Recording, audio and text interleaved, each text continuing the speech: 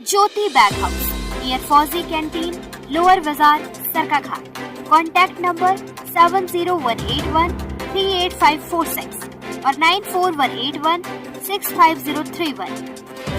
ज्योति bag house में हर प्रकार के school bag, file bag, laptop bag, travelling bag, hand bag, ladies bag और सभी प्रकार के बैग और बेड होल्डर व बंद बिस्तर तैयार किए जाते हैं और ऑर्डर पर बनाए भी जाते हैं। हर प्रकार के बैगों की रिपेयर भी की जाती है। इसके अलावा त्योहारों पर मिलेगी स्पेशल छूट। तो आज ही जाएं ज्योति बैग हाउस और खरीदें अपना मन पसंदीदा बैग स्पेशल डिस्काउंट पर।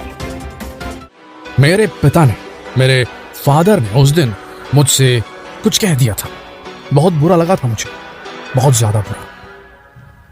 उस दिन मेरे भाई ने मुझसे कुछ ऐसा कह दिया था कि मैं अंदर तक जल गया था। फलाना रिलेटिव ने मेरे साथ इस किस्म का व्यवहार किया था आज से 1.5 साल पहले कि मैं आज भी उससे बदला लेना चाहता हूं। अब जब मेरा पिताजी मेरे सामने आएंगे, अब जब मेरा भाई मेरे सामने आएगा, अब जब वो रिलेटिव मेरे सामने आएगा और उसने कुछ किया तो मैं उसका जवाब ये दूंगा, और उसने फिर उसके बाद कुछ कहा तो उसका जवाब मैं ये दूंगा। इसे कहते हैं ओवर थिंकिंग, ज्यादा सोचना। अगर आप इस चीज के शिकार हैं, ये वीडियो अंत तक देखिएगा। 25 साल का हो चुका हूं, मेरे पास न जॉब है न पैसे हैं। क्या करूंगा आगे जाकर? कैसे पालूंगा बूढ़े माँ बाप को? कैसे करूंगा शादी? बच्चों को कैसे संभालूंगा? उम्र 25 साल, सोच इतनी सारी आ रही। इसे ओवर थिंकिंग कहते हैं। और ये इस बीमारी से आज की तारीख में भारत की 70% से भी अधिक, शायद ये आंकड़े गलत होंगे, 80% से भी अधिक लोग इससे ग्रसित हैं। और हर एक शख्स जो इस ग्लोब पर अस्तित्व में है, इस पृथ्वी पर रहता है, उसे कभी न कभी ओवर थिंकिंग करने की ये बीमारी लग ही जाती है। खासकर तब जो प्रॉब्लम से घिरा रहता है। देखिए, हमारा दिमाग जो है ना, वो रियलिटी और इमेजिनेशन के बीच में फर्क करने में अक्षम है। वो नहीं कर सकता। उसे असलियत और कल्पना के बीच में फर्क करना नहीं आता। ये बात आप अंदर तक समझ लीजिए। अगर आप 1.5 साल पहले किसी किस्से के बारे में सोचकर अभी गुस्से में आ रहे हैं, इसका सबूत है ये कि आपके दिमाग में जो चल रहा है वो घटना हो गई, घट गई, खत्म हो गई भाई। बरीड अंडर द कार्पेट, जाने दो उसे। उसके बारे में अभी आप सोच के अपने अंदर गुस्सा जनरेट कर रहे हैं, ये ओवर थिंकिंग है। इसे पहचानना शुरू कीजिए। देखिए, दिमाग के अंदर 2 किस्म के थॉट प्रोसेसेस चलते हैं। एक होता है प्रॉब्लम सॉल्विंग ओवर थिंकिंग और दूसरा होता है प्रॉब्लम सेंट्रिक ओवर थिंकिंग। दोनों ही ओवर थिंकिंग में आते हैं दोस्तों। बड़ा ध्यान से सुनिएगा। एक वो लोग होते हैं जो अपनी चिंता परेशानियों के चलते बार बार चिंता और परेशानियों पर ही कॉन्सेंट्रेट करने लगते हैं। अगर ऐसा हो गया तो क्या होगा, अगर वैसा हो गया तो क्या होगा, मैं आगे ये करूंगा, पीछे करूंगा तो क्या होगा। इतने ज्यादा ओवर थिंकिंग के उस विशियस साइकिल में फंस जाते हैं कि पढ़ने के लिए जब किताब खोलते हैं तो बिना पहला पैराग्राफ खत्म किए उनके दिमाग में आ जाता है कि अगर मैं एग्जाम नहीं निकाल पाया तो क्या होगा। इंटरव्यू के दरवाजे में घुसने से पहले उनके दिमाग में आ जाता है मैं 17 इंटरव्यू फेल कर चुका हूं, अगर यहां भी फेल हो गया तो क्या होगा। लड़की के पास जाना चाहते हैं, उससे अपना प्रपोजल देना चाहते हैं, लेकिन मुझे अगर इसने ना कह दिया तो क्या होगा। ये जो नेगेटिव थिंकिंग डेवलप हो जाती है ओवर थिंकिंग से, इसका मदर जो है, इसका मदर हब जो है वो ओवर थिंकिंग ही है।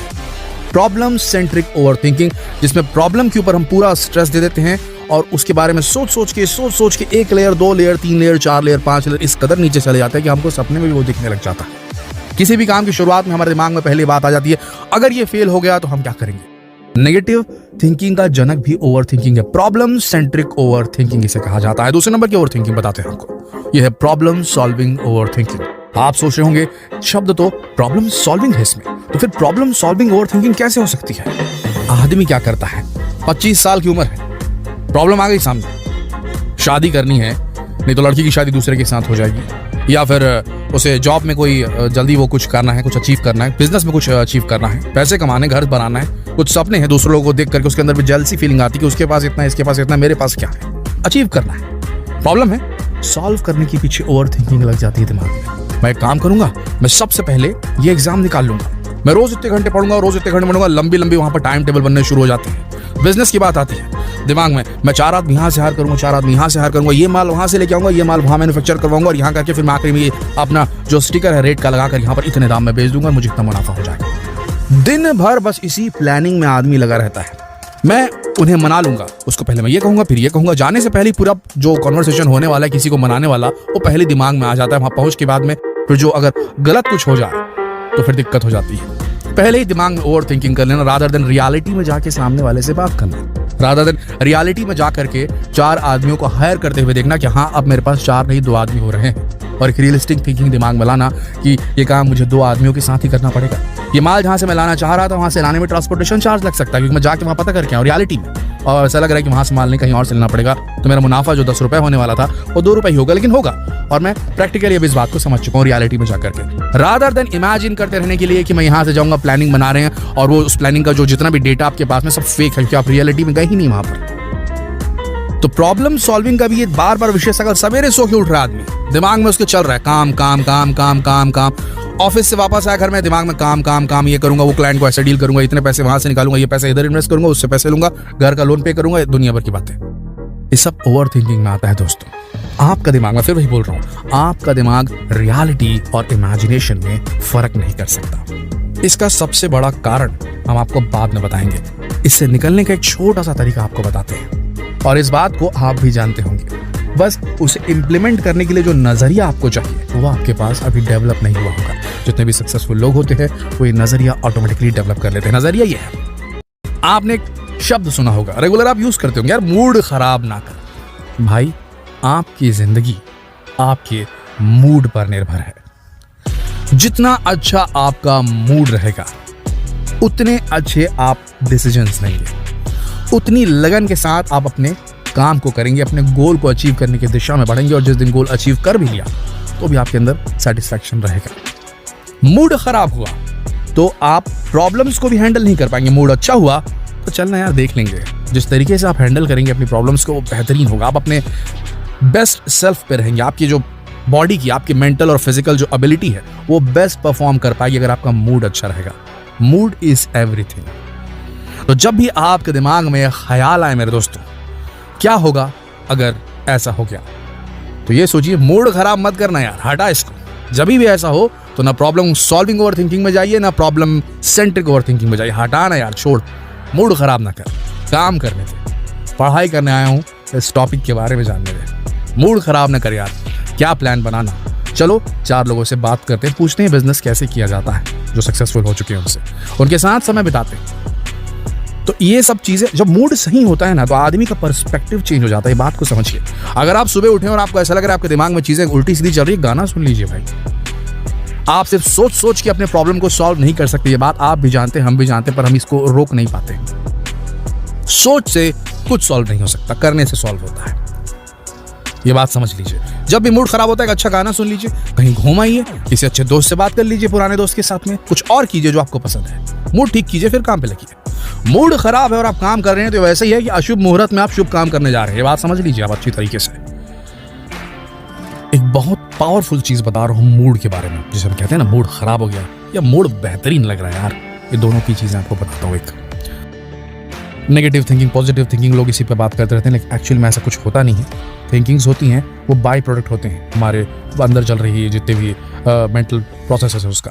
लेकिन मूड अगर आपने सेटल कर लिया तो देखिए कितना फर्क आता है। मैं बताता हूँ आपको, गौर से सुनिएगा। आपका मूड खराब है, आप बाहर निकलते हैं अपनी बेहतरीन नई बाइक के ऊपर या बेहतरीन कार के ऊपर में, लेकिन अगर बाजू से आपके कोई बेहतरीन, आपकी कार से, आपकी बाइक से बेहतरीन कोई फॉरेन इंपोर्टेड कोई गाड़ी निकल जाए तो आपका मूड खराब हो जाता है।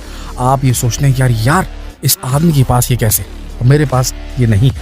आप अपनी क्लास में होते हैं, आप अपने ऑफिस में होते हैं, जहां कहीं भी होते हैं, और आपका कलीग आपसे बहुत बेहतर परफॉर्म करके दिखाता है।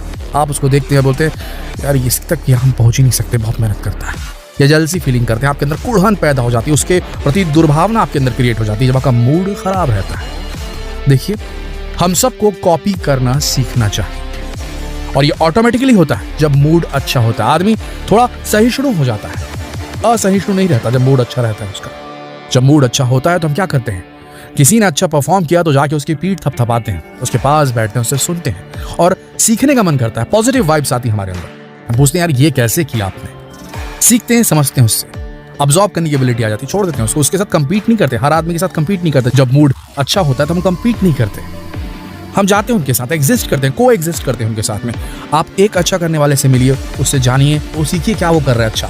दूसरे अच्छे वाले से सीखिए जो दूसरा काम अच्छे से कर रहा है। सबसे मिल करके मूड अगर आपका अच्छा है, सबसे आप अब्सॉर्ब करेंगे और अपने अंदर उन अच्छाइयों को लाएंगे, अपने स्किल सेट्स को बढ़ाएंगे, और एक दिन आप भी बेहतर बन जाएंगे। लेकिन अगर आपका मूड खराब रहता है, आप पूरी तरीके से ओवर थिंकिंग के अंदर घुसे हुए लोग हैं, जिनके अंदर नेगेटिव थिंकिंग ने अपने अंदर घर बना लिया है, ओवर थिंकिंग में रहते हैं, तो आप सिर्फ लोगों से जेलस करते रहेंगे, एक दूसरे से कंपीट करते रहेंगे, एक दूसरे से कुछ ले नहीं पाएंगे, कुछ सीख नहीं पाएंगे। याद रखिए, अगर आपका मूड सही है तो आप सब चीज़ों को अपने अंदर ग्रास्प करने की एबिलिटी आपके अंदर जनरेट हो जाएगी।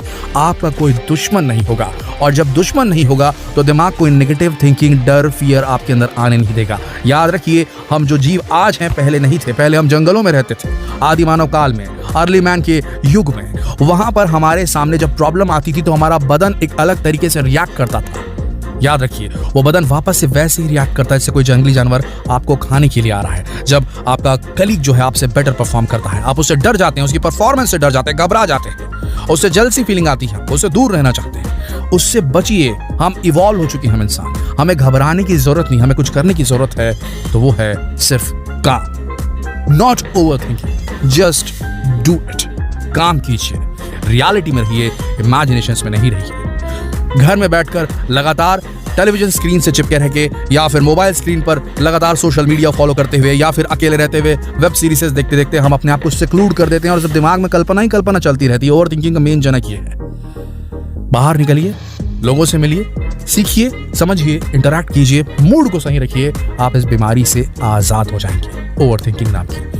अगर आपको ऐसा लग रहा है आज आपकी लाइफ के टाइम में कि आपके दिमाग में ये जो थिंकिंग है, जो नेगेटिव थिंकिंग या जो भी थिंकिंग लगातार चलती रहती, कितना भी कर लो नहीं रुक रही है करने के बाद भी, तो आप साइकियाट्रिस्ट के पास जाइए दोस्तों, ये बेहद जरूरी है। मैं चाहता हूं ये वीडियो आप देश के हर युवा तक पहुंचा दीजिए, बेहद जरूरी है, यह आपकी जिम्मेदारी है। शेयर कीजिए इस वीडियो को पूरे भारतवर्ष में। धन्यवाद।